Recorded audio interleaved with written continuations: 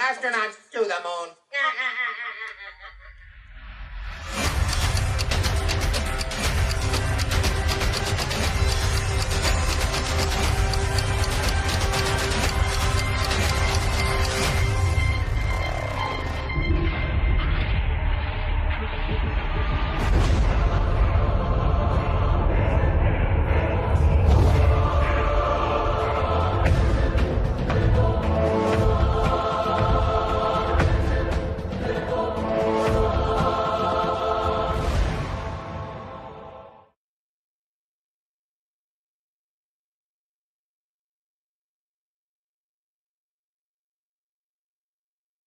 The Bible describes a three-story universe.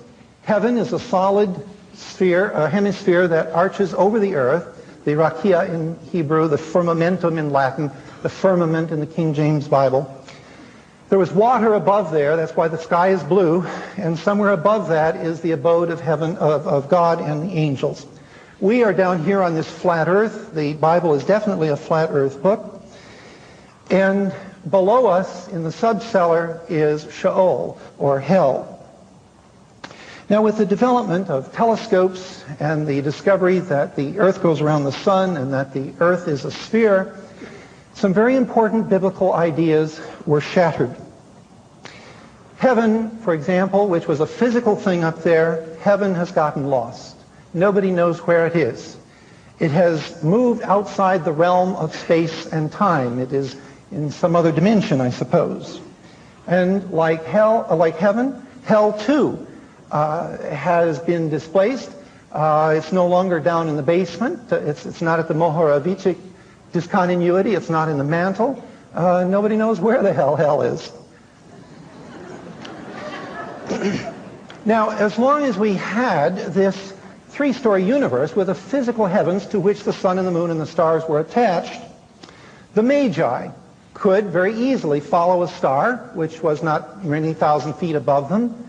They could follow the star to the birthplace of Jesus. But without the firmament and the stars many light years away, the Magi could not do that.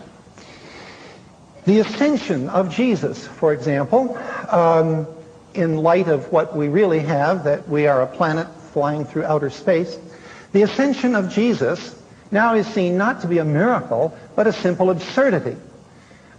Jesus supposedly lifted off the launching of the Lord. And where did he go? He was thought to be going up to heaven, which was just up there. But in reality, we know he would have been going into outer space. Now, what would he do to survive in outer space? You see, Jesus was still breathing after the resurrection. We are told that Jesus breathed on the disciples to give them the Holy Ghost. And we'll have more to say about the Holy Ghost and Spirit in a moment. But anyway, Jesus was going up into outer space, and how he would breathe up there, I don't know. Why a God would breathe anyway is an interesting question. Now, the temptation of Jesus will have to be thrown out. Remember, the devil supposedly took Jesus up onto a high mountain and showed him all of the kingdoms of the world. Now, that will work if the earth is flat, but it won't work if the earth is a sphere. And then we have the problem of the end of the world. In Matthew 24, verses 29 to 31, we read, "The stars will fall from the sky. The celestial powers will be shaken.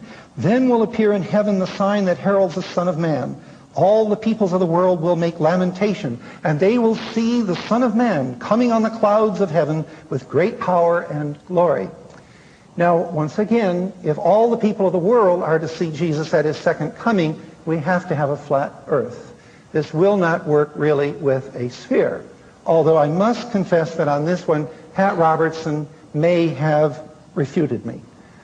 Pat Robertson is planning to televise the second coming, and he will make sure that everyone sees it all over the world. So I may have to concede that point. Maybe we can find a prediction of Pat Robertson if we search the scriptures carefully. Another thing that goes by the by are these things called angels. In Greek, the word is angelion,